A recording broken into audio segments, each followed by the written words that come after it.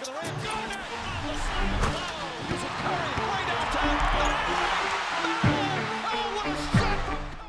Okie dokie, I am about to do the best I can in handling a very complicated MVP race. The goal of this video is not to push one candidate over the other, it is to really explain where the race is at and where it's gone in the past couple of weeks. It gets complicated because it's not just basketball. I wrote it a couple of days ago, by now Joel Embiid is probably leading, so just keep that in mind with some of the stuff you hear. But with how up and down everything has been, I really couldn't bet on who the MVP is actually going to be. Hell, I had a friend reach out and tell me he could have bet on Joel Embiid a few weeks ago and actually made some real money. That's how fast it's changing. Speaking of bets, shout out to the sponsor of this video, MyBookie. Make your March Madness a moneymaker with MyBookie. Getting started is easy. Visit MyBookie online and use promo code DOM2K to receive a deposit bonus up to $1,000. Grab your extra funds now, and for a limited time, claim a free entry into the 150,000 MyBookie Madness bracket contest for a chance at big money. If you're the type of guy who likes to fill out multiple brackets to get an advantage, you can do that too. The price of entry is less than an Uber, all for a shot at a life-changing amount of money. With so many brands to choose from, you need a platform that makes it simple to bet and win like MyBookie. Bet anything, anytime, anywhere with MyBookie.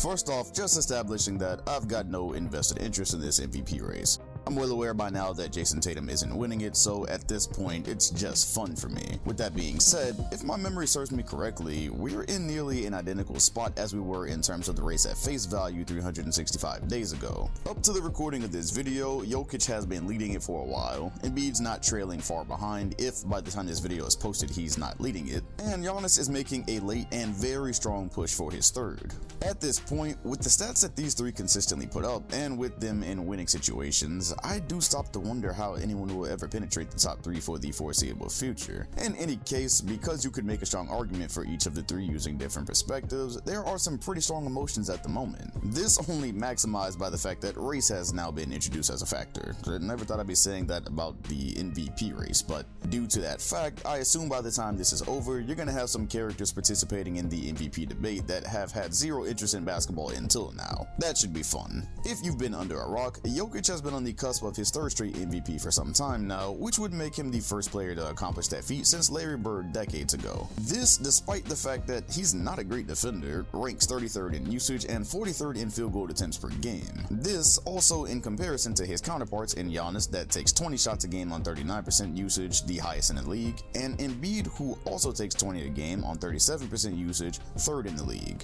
In short, there's a section of the fandom that's become enraged that Jokic can get by with little to no effort on defense in certain stretches, win without having to take many shots some games, and still seemingly be coasting to a 3-peat, while from this perspective the others can seem more deserving. However, it's not all negative for the Joker. For instance, you can't just discount that as a center he's averaging an extremely efficient triple-double on a team that's been first in the West virtually this entire season, while he's only missed 8 games to this point. Last season, his center's biggest gripe was that he'd won as a 48-win 6th seed. This year, he's going to finish as a 50-plus win first seed with a remaining shot at having the best record in the league. Of course, also at the time of this video, the Nuggets haven't won in like a week, meanwhile the Bucks keep winning, so I don't know, that's getting a little bit out of reach. Speaking of which, this is where people are starting to point to Giannis. Best record in the league, top 5 scorer whilst averaging 32 and 11, whilst being a two-way player. Not to mention that in the last 48 hours, he's scored around 70 plus points, 2 very dominant showings and wins. Yet he's missed 15 games, and per Nikias NBA of basketballnews.com,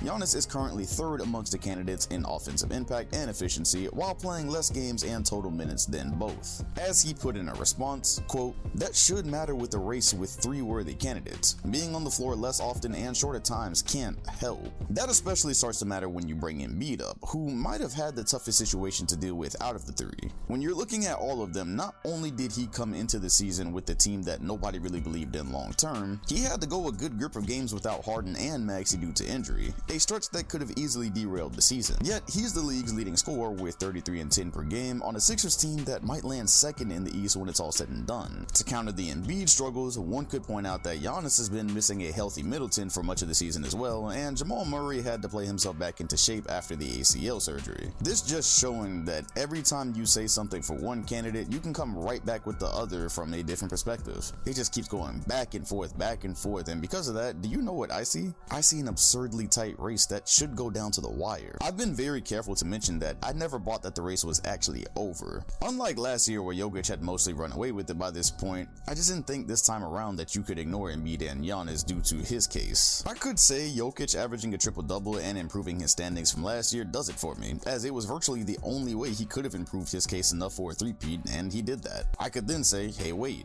of course the Nuggets record would be better, their roster is healthy, and that was expected. Meanwhile, Giannis also has eye-popping stats, but with a better record and better defense while trying to bring Middleton along. Maybe those plays Jokic completely takes off on the defensive end because it's the end of the season and the first seed is locked up just doesn't do it for me. And then I could say, hey wait, there was a stretch where if Embiid went down, that was literally it for his team. He's done nearly everything he's capable of, and a first seed for him isn't necessarily out of the question right now, but a second definitely isn't. But also, I could double back and go, wait, why are we just desensitized to a whole center averaging 10 assists per game? By the way, no center in NBA history has averaged 10 assists for a season. The closest to him, 1968 Wilt Chamberlain, 2021 Jokic, and 2022 Jokic, all in that order. Just because he doesn't have to score as much as others to win isn't necessarily the biggest knock. His passing ability is probably the best in the league, and he uses every bit of that to help the Nuggets be as successful as they have been. And so let's discuss the ugly side of this, the race thing. Well, this has devolved pretty quickly, with JJ Redick probably attracting attaboys from people he doesn't even associate with, meanwhile Kendrick Perkins mostly spitting nonsense as he often does. I hate that this has become the discourse in what has otherwise been such a fun contest to watch. It seems like this conversation is based on the two players most recent to three-peat presumably being white. Then the question becomes, how did we have all of these other great players and none of them were able to pull that off? But then I stopped to wonder, has anybody even looked at the potential three-peat candidates from the past? For one, I did want to mention that both Wilt Chamberlain and Bill Russell three-peated because it seems like people think Larry Bird was the only one that ever did it. Since Bird's three-peat, Magic Johnson could have done it, but Michael took the torch in 91. Then Michael could have done it in 93, but Charles Barkley nabbed it before going down to Jordan in the finals. Tim Duncan's chances were nixed by an incredible year from the top-seeded Wolves and Garnett, who, by the way, at the time, a young LeBron had called the best player in the game. Steve Nash didn't three-peat as a first-seeded Dirk Nowitzki fresh off of a finals appearance looked poised to become a champion, leading Dallas to 67 wins. LeBron lost to Derrick Rose after failing to secure the first seed in a year where he had two other top 10 players. Meanwhile, Rose was figuring out life with a 38-year-old Kurt Thomas who started half the year. Then he once again lost out to Kevin Durant, who absolutely dominated most that season without Russell Westbrook. Steph lost to Westbrook, but he wasn't winning regardless in any universe after adding KD to the roster.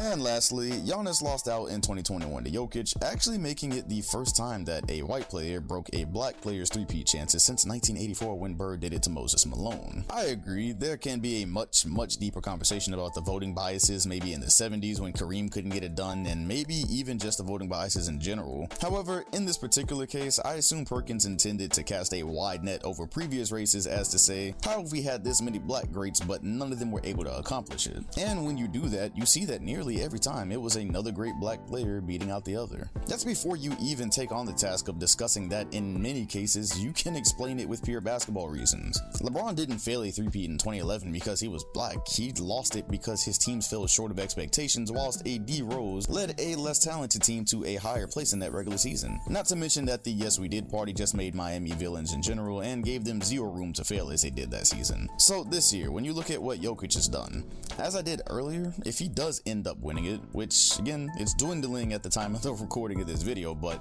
if they pick back up and he ends up winning, I just believe that there are more reasons you can give him a third straight MVP other than the one that Perk came up with. However, this has the potential to get really ugly because while I can make his case, I can also 1000% say that nobody's mind should just be made up and immovable at this point. So if he continues to have a stretch of no effort on defense, losses to lackluster teams, all while Embiid and Giannis just continue on the path they're on, yeah, someone else should get it because the last month of the season still matters. This is a regular season award. And I can just see a world right now where if he doesn't win it, there's going to be some voices that have zero real interest in the NBA ready to chime in. And if he does go on to win it when he wasn't deserving, well, that combo has already started. But I also think at this point with how favor has turned on him, if he wins regardless, the discourse is just going to get out of control. It's going to go places that can't be done justice in 5 minutes on a talk show, that can't be done justice in a YouTube video, and especially in a YouTube comment section. As a matter of fact, in this short video, yes, that's me admitting that I've just touched on it in this video, and I cannot truly do the full conversation justice. But I can still point out that I believe Perkins' take was a tad bit lazy. It was lazy on a very complicated topic and is probably going to open Pandora's box. All this while Jokic does not give a flying fuck about the award. When he was on track to win it in 2021, he said as much. The effort that you see on one side of the ball, I don't know, it does not look like a man focused on the MVP award. So yeah, like I said at the beginning of the video, extremely complicated race. Regardless of where it goes, agendas will be pushed, there will be anger, there will be different narratives, because right as all this has been going on, the Nuggets have continued to lose. I believe they've only won one game since I started writing this video, and Embiid has actually passed Jokic in the odds for winning. So if he ends up getting it, it's anybody's guess what people are gonna say about the last week or so that changed the conversation. When in reality, Embiid has kind of just been outplaying him, if we're being honest. Yet there is still time. So let me know what you think. Let me know how you believe it's going to finish. Will we see our first three-peat MVP since Larry Bird, or is Embiid finally going to edge out Jokic? Or is Giannis going to have a monster 3 weeks that sends him into the first place? I don't know, that's starting to look like a long shot. If you enjoyed this video, please hit the like button. Consider subscribing if you're not, as we are knocking on the door for 100K. Also, be sure to hit the bell next to my name if you want notifications every time a new video drops. I appreciate you all watching, and I'll see you on the next one.